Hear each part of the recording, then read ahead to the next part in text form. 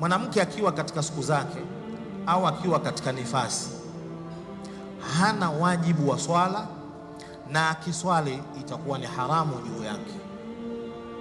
Sasa asije mama akashikwa na aibu haya, yani sio aibu, haya, kuna tofauti ya haya na aibu. Asishikwe na haya kwamba ameona tayari mambo yameharibika akaendelea kurukuu na kusujudu. Hata kama yameharibika akiwa katikati ya swala, anatakiwa atoke msikitini. Na katika saumu hakuna mama kujizuia kula akiwa katika hali hizo, kwamba eti anajizuia kula mpaka usiku. Hakuna amri ya kujizuia kula.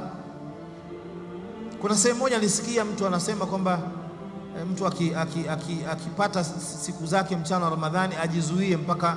Hakuna kujizuia.